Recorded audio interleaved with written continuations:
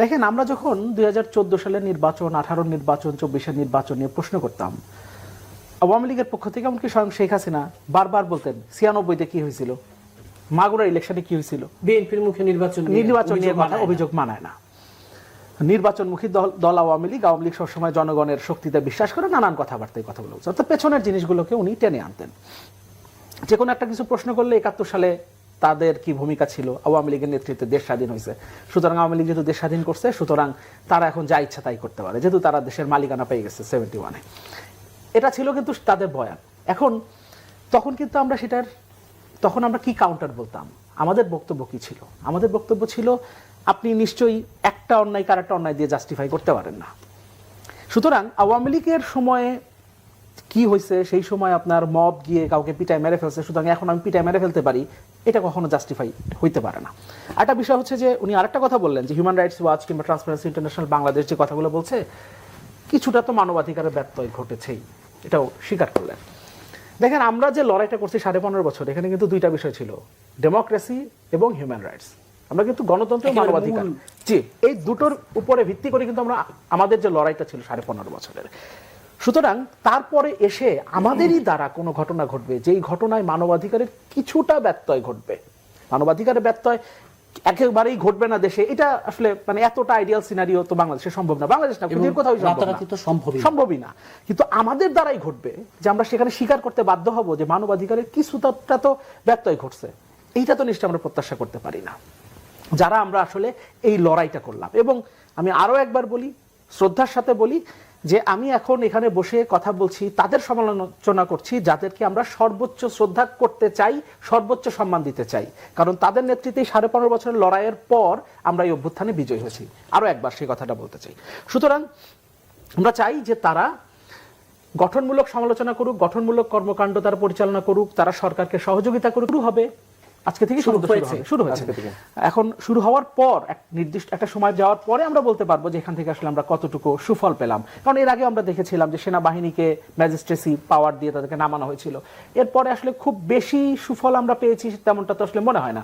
যে অভিযোগগুলো আমার সহ-আলোচকও করলেন, যে এখন পর্যন্ত আওয়ামী লীগের কিংবা আওয়ামী লীগের সরকারের অনেক হোমরা চোমরারা এখনো দেশে বসে আছেন, এখনো আওয়ামী লীগের সরকারের দোসররা এখনো অনেক গুরুত্বপূর্ণ জায়গায় বসে আছেন, তাদের বিরুদ্ধে কোনো ব্যবস্থা নেওয়া যায় নাই, গ্রেফতার করা যায়নি। সুতরাং এই অপারেশন ডেভিল হান্ট যেটা শুরু করা হলো, সেটা হয়তো আমরা 7 দিন, 10 দিন, 15 দিন, 1 মাস যাওয়ার পরে হয়তো আমরা বুঝতে পারবো যে এখান থেকে আমরা কি সুফল পেলাম। তবে আমাদেরকে অবশ্যই মনে রাখতে হবে যে কোনোভাবে যাতে এটা সাধারণ মানুষকে যাতে বিপদে না ফেলে, সাধারণ মানুষের জন্য কোনো ভোগান্তি বা হয়রানিতে না ফেলে। বিচার বহির্ভূত হত্যাকাণ্ড তো কোনোভাবেই আমরা প্রত্যাশা করি না। এবং ওই আরেকটা কথা, ষড়যন্ত্র বলেন, দেশকে অস্থিতিশীল করা বলেন, এই সমস্ত ঘটনাগুলোর পেছন থেকে আবার কেউ কলকাঠি নেড়ে কিন্তু ভিন্ন দিকে নিয়ে যেতে পারে, সেই দিকে আমাদেরকে খেয়াল রাখতে হবে। কারণ এই যে 35টা জেলায় যে ঘটনাগুলো ঘটেছে, আপনি বলতে পারেন না তো যে 35টা জেলার মধ্যে হতে পারে যে 20টা জেলায় হয়তো ঘটনার যেটা ঘটেছে সেখানে ট্রিগার করেছে আসলে ওই আওয়ামী লীগের যারা দেশকে অস্থিতিশীল করতে চাইছে। এই কারণেই আমি বলছি যে এমন কিছুতে আমরাই যেন নেতৃত্ব না দিই যেখানে পেছন থেকে আওয়ামী লীগ আবার ঘি ঢালতে পারে। জি, ইমন মোহাম্মদ, এই যে এমন কিছু না করে যেন সরকার বিপদে পড়ে, তার সাথে একটু যুক্ত করতে চাই, এই কথাগুলো এমন সময় আলোচিত হচ্ছে যখন আপনারা ছাত্ররা একটা রাজনৈতিক দল গড়ার একেবারে কাছাকাছি, যে কোনো সময় দল ঘোষণা আসবে, এবং এই জায়গায় দাঁড়িয়ে বিএনপি যখন বলেন যে আমরা সমালোচনা করলেও সরকারকে ব্যর্থ হতে দেব না, দেয়া যায় না, এই পুরো বিষয়টিকে, সেটি তো বিএনপির পক্ষ থেকে যে স্ট্যাটাসটা এসেছে, আমরা সরকারকে ব্যর্থ হতে দিব না, ওনারা এটা চান বিদায় সেটা বলেছেন, সেটা আপনারা এমন কিছু না করার জন্য সরকার বিপদে না পড়ে।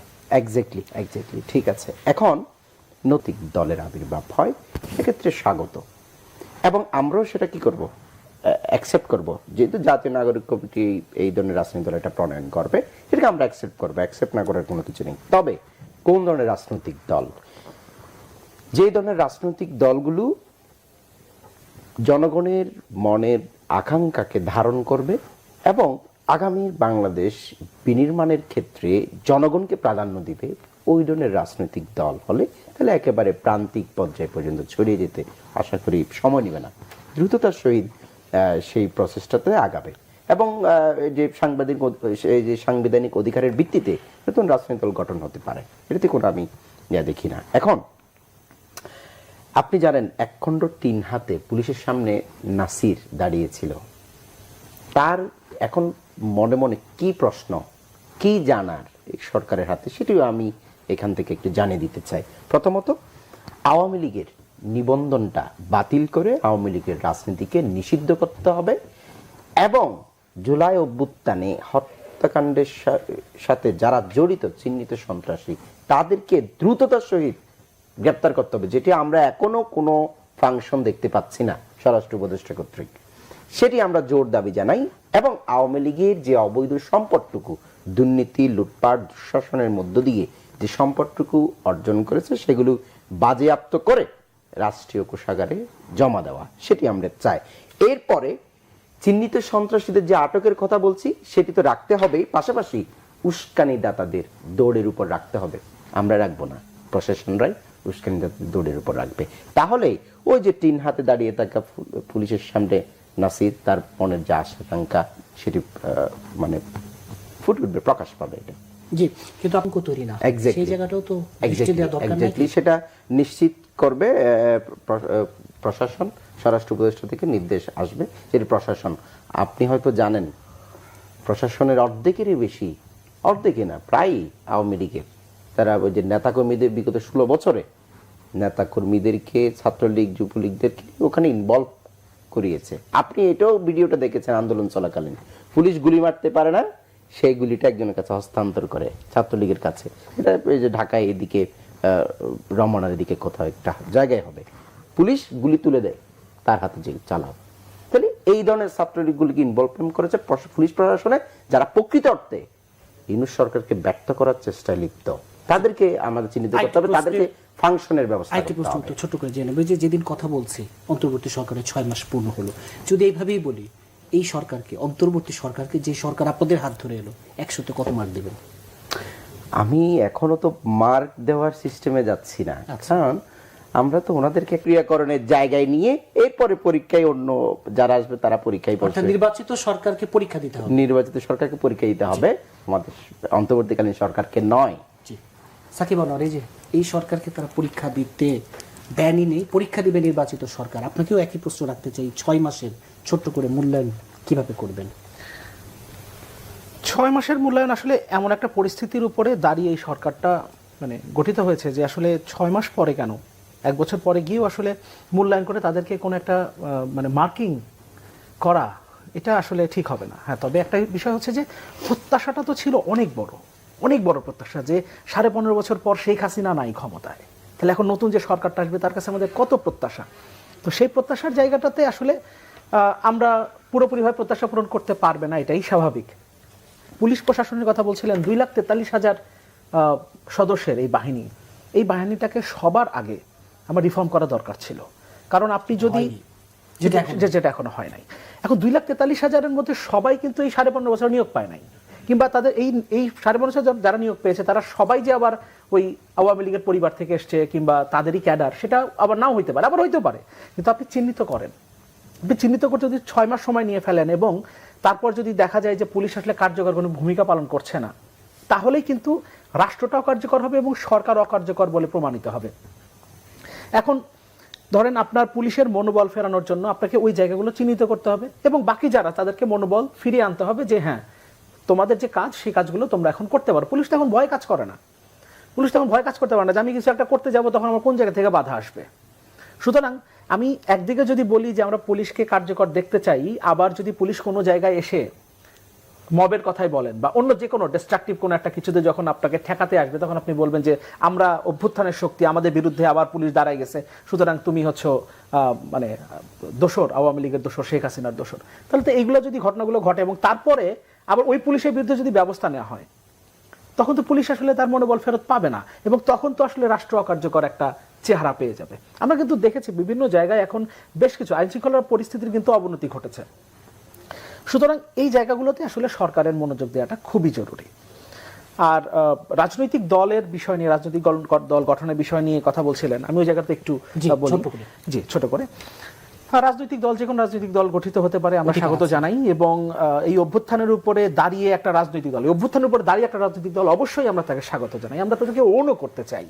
কিন্তু অবশ্যই ক্ষমতা রাষ্ট্র ক্ষমতা ব্যবহার করে নয়, অবশ্যই রাষ্ট্র ক্ষমতা ব্যবহার করে নয়। ওই জায়গাতে আবার আসি, এই জায়গাগুলোতে নিয়ে যখন আমরা কথা বলি তখন দেখা যায় কাউন্টার পার্ট থেকে যে উত্তরটা আসে, বিএনপি তো একটা কিংস পার্টি, বিএনপি তো ক্ষমতায়, জিয়াউর রহমান ক্ষমতায় থাকা অবস্থায় গঠিত হয়েছে, আমরা তো আরেকজন খারাপ বলে আমি খারাপ হব এবং তখন আমি জাস্টিফাইড হব, এটা তো হইতে পারে না। এখন বিষয় হলো রাষ্ট্র ক্ষমতাকে ব্যবহার করে আপনি অবশ্যই যদি রাজনৈতিক দল গঠন করেন তাহলে ওই যে জনগণের কাছে যাওয়া সেই সুযোগটা আসলে হবে না।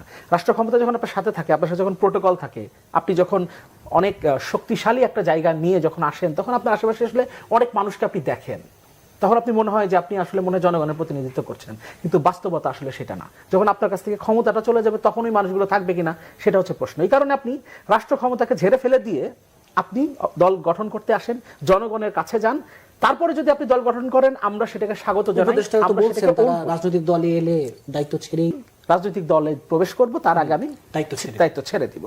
তার মানে তো আপনি এই প্রসেসের মধ্যেই আছেন। আমি আসিফ মাহমুদ এবং নাহিদ ইসলাম তাদের বক্তব্য শুনেছি এবং দুজনের বক্তব্য কিন্তু এমন যে এখন আমরা সিদ্ধান্ত নিয়ে নাই, আমরা এখনো ভাবছি। তার মানে আপনি কিন্তু প্রসেসের মধ্যেই আছেন, আপনি ওই রাজনৈতিক দল গঠনের প্রসেসের মধ্যে থেকেই আপনি আবার সরকারে আছেন।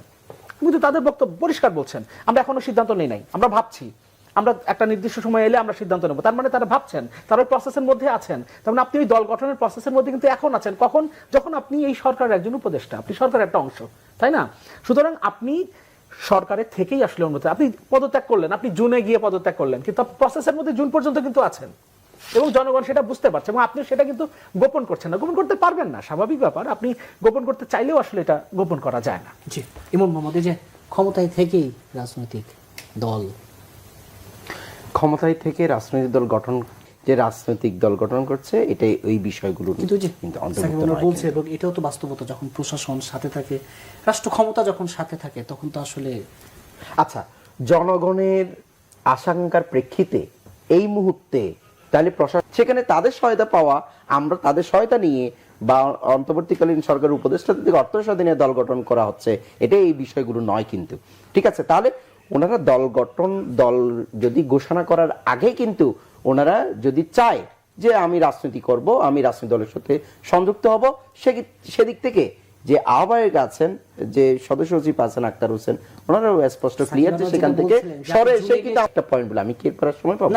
সর্বশেষ হলো জুলাই অভ্যুত্থানে গণহত্যাকারী দল আওয়ামী লীগকে নিষিদ্ধ করে আওয়ামী মুক্ত একটি বাংলাদেশ চাই। দ্বিতীয়ত, জুলাই অভ্যুত্থানের রাষ্ট্রীয় একটি স্বীকৃতি আমরা সরকার থেকে প্রত্যাশা করি। আরেকটি বিষয় একটা ছোট করে মন্তব্য জানিয়ে নিব। আমরা জানি প্রধান উপদেষ্টা বারবারই বলছেন যে চলতি বছরের শেষ দিকে নির্বাচন। আপনাদের কাছে কি মনে হয় কিনা দিন শেষে নির্বাচনই আসলে সব সংকটের সমাধান?